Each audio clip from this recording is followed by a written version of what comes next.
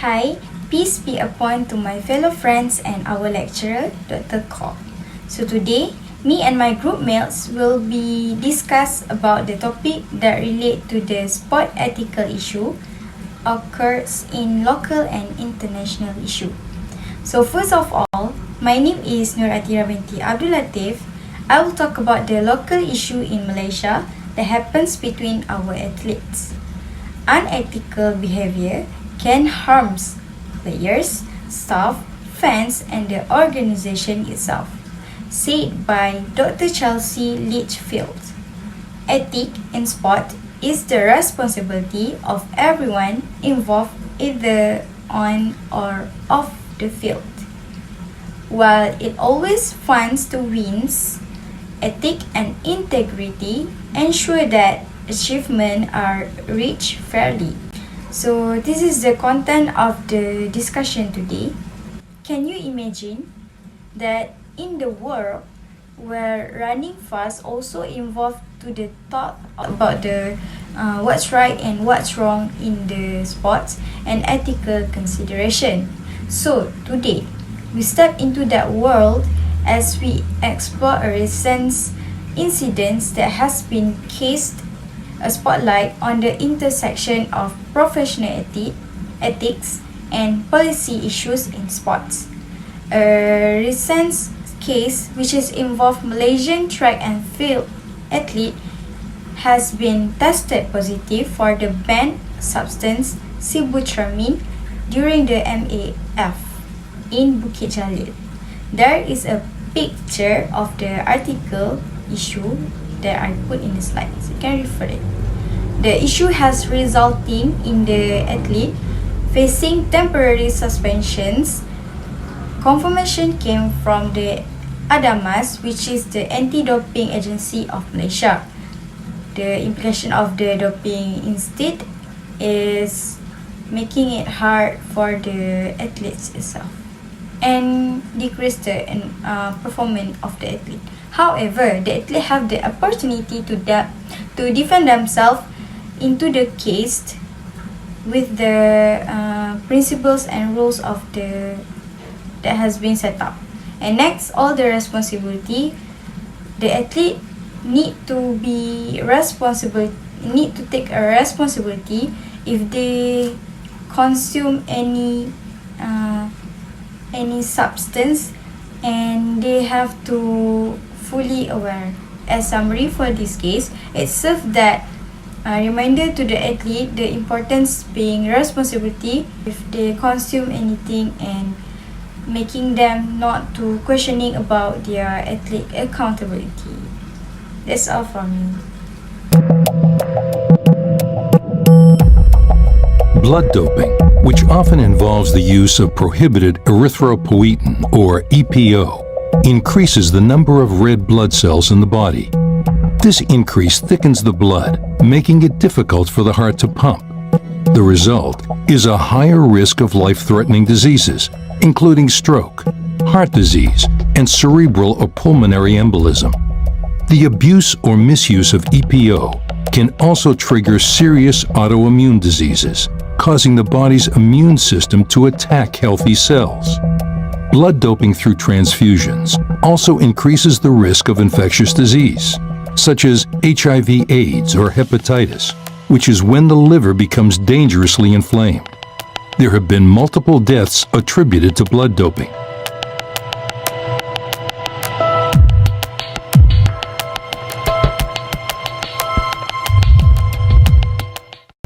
For the solution of this case is that preventing the athletes from using banned substance is a comprehensive effort that involves educating athletes about the risks and consequence of the doping itself.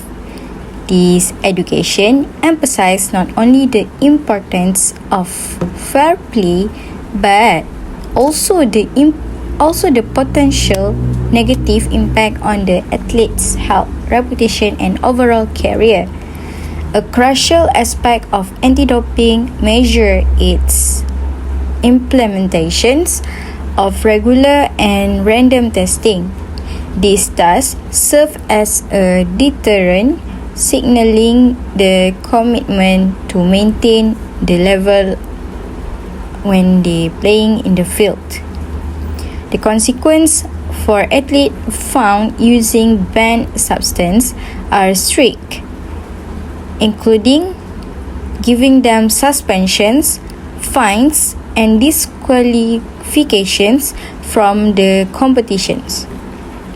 These penalties are designed to discourage athletes from engaging in doping practice and to uphold the principle of clean competitions. Support service play as a vital role in promoting clean practice. Offering comprehensive service in a sport science, nutrition, and medical expertise ensures that athletes have the resources they need to achieve their best performance through legal and ethical means. Moreover, ethical coaching practice to encourage and instill values of fair play and integrity in the athletes. Also, the coaches need to create a positive and supportive team environment, and to another essential component and influence that can make powerful motivator. Therefore, fostering a culture of integrity within the sporting community encourage the athlete to make ethical choices. Additionally, investing in research and development of advanced testing methods is necessary to stay ahead of emerging doping technique and to maintain the effectiveness of anti-doping efforts. Ultimately, collaboration among athlete coaches, sport organization, and anti-doping agency like ADAMAS is paramount in building and sustaining a clean and ethical sporting environment. It is a collective responsibility to ensure that the athletes compete on a fair and level playing field while upholding the values of integrity and sportsmanship within the athlete itself. Hi, Assalamualaikum. My name is Muhammad Izzaiman bin Mazan. Now I'm going to talk about the local issue number 2, which is IP violence. Based on 2022 in Amateur Football Cup and named Menteri Besar Terengganu Cup in Sultan Ismail Nasiruddin Stadium, a match between T-Team 2 and Pahang and Penang has a big incident, which is violence. The player get many injury in this tournament because the player cannot control their anger. Some of the player got broken nose with the bleeding. These incidents happened in Kuala Terengganu in Wednesday 2022. The article picked by Farah Azhari. So based on this, FAM will investigate the incident to make sure the player get authority to win the case. So, resulting to the violence that happened during the games, it has 3 impacts, which is the first is the athlete get many injury and can lead to yearly retire. Why it is happened? Because this game, the players are using their boots to kick the player at the face, so it can make the player be blind or make the skull being cracked. The second is it can make the athlete suspended forever. Why it is suspended forever? Because the violence in football in this match especially is very bad and can make the FIFA will judge the FAM And the last is it will affect the player discipline, so it can make their cannot going to play football anymore. It can be suspended forever based on the number 1 points. Okay, now we are moving to the third local issues, which is IP intimidation. So in this article, IP Selangor football player won't be affected with the intimidation by JDT psychological warfare. Why? Who start the psychological warfare? The psychological warfare started by the owner of the JDT club, that is Sultan Ismail. He posted the story with a back history of game when JDT won 5-0 against Selangor. It is held in Stadium Sultan Ibrahim in June 2023. This article are created by T. Avinashwaran by 2023.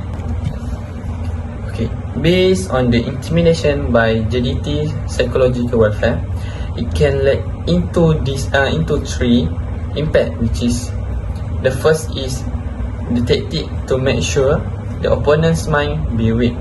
Why it is happen? Because the opponents are thinking about the tactical, the strategies that always be changed by the coach of the JDT teams. So the taunting by JDT teams can make the tactical or strategy from the Selangor be changed and ruined. Second is it increase the opponent pressure during the upcoming game, because it always thinking about strategy, tactical, and also body strength of the player. Last is it can let the athlete concentration be lost, because during the training and game, because they're always thinking about the different tactical from the JDT and psychological effect.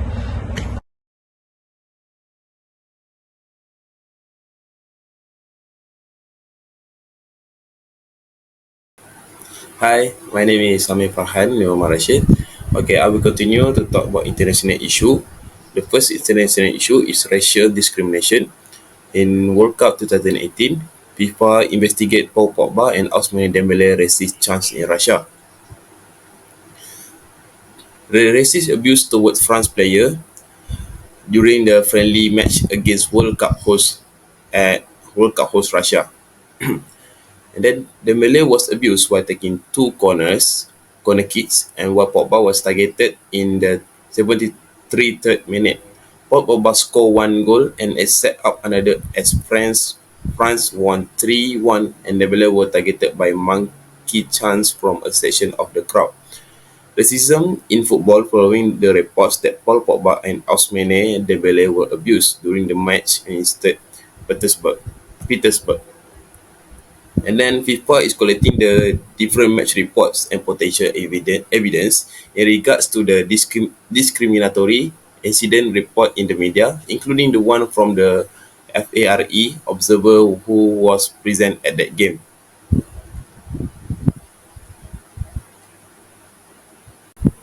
Okay, now we move to the solution for this issue, for racist discrimination issue. For the abused team, or whether the staff, fans, or the player, will be the increasing fines for teams who engage in discriminatory behavior or file racist cases, regardless of the players, staff, or fans who are not on the field. And then the total team will responsible in the racist incident will pay a mandatory punishment. For example, the fans will not be allowed to attend the next home game. Okay. Then the last one, if the team supporters are proven to have engaged in racist or other discriminatory behavior, the team will be forfeit the match. Hi, my name is Muhammad Shazun Hakim bin Muhammad RCD, and I will be presenting about international issue 2. So for the first slide, the title is Tiger Woods, an incident and PGA Tour response. Today, we'll delve into the incident involving Tiger Woods and the PGA Tour's response. In late May, Woods faced charges of reckless driving A subsequent toxicology report revealed multiple substances in his system, including hydrocodone, hydromorphone, alprazolam, zolpidem, and delta-9 carboxy-THC, or we can call it marijuana. The PGA Tour abstains from discussing these individual cases. Commissioner J. Monahan expressed support for Woods, citing commitment to aid in his recovery, while refraining from further comments on the matter. Amidst this, uncertainties prevail regarding the validity of police tests for the PGA Tour sanction and the potential existence of therapeutic use exemptions. The Tour's anti-doping manual is pivotal for clarity. The solution from this issue should be the PGA Tour needs to clarify its policies regarding banned substances, therapeutic use exemptions (TUES), and the validation of drug tests conducted by external agencies like law enforcement. This clarify will help both players and the public understand the regulations and their implications. Next, implement education programs to raise awareness among players about the risks associated with self-medication and the importance of seeking professional medical assistance. The tour should also provide robust support systems for players dealing with health issues, including mental health and substance use problems regularly. Regularly review and adapt policies based on evolving medical knowledge and societal changes. Flexibility and responsiveness to new information can improve the effectiveness of anti-doping measures and player support systems. Addressing these issues involving not only handling Woods' situation sensitively but also implementing measures that ensure the well-being and fair treatment of all players while maintaining the integrity of the sports. Thank you. Okay, now we move to the third international issue, which is the anabolic steroids. So this issue is by Barry Bonds. Steroid case is officially over. For your information, Barry Bonds is the athlete baseball. Is a former athlete from San Francisco Giants slugger. Barry Bonds has convicted in 2011 of obstruction of justice in connection with a probe into his alleged use of performance-enhancing drugs. So, in these cases, Barry Bonds has cheated with performance-enhancing drugs during their major league careers, and then Barry Bonds had lied when he denied using steroids and had tried to mislead the grand jury with an evasive answer about his drug use. The drug that have used by Barry Bonds is the human growth hormone, which is the depo-testosterone, the cream and the clear. And then he also used the insulin and even the clomide, a female fertility drug. Okay, now we move to the solution for this issue, which is the anabolic steroid. So, for the athlete who have tried any drugs or an anabolic steroid or others, of course there will be the punishments. So, athlete who test positive for anabolic steroid may have their competition result disqualified, and any awards could be nullified. And then the athletes who have been found to have used anabolic steroid may be punished with fines, which may differ greatly and be calculated by the athlete's income.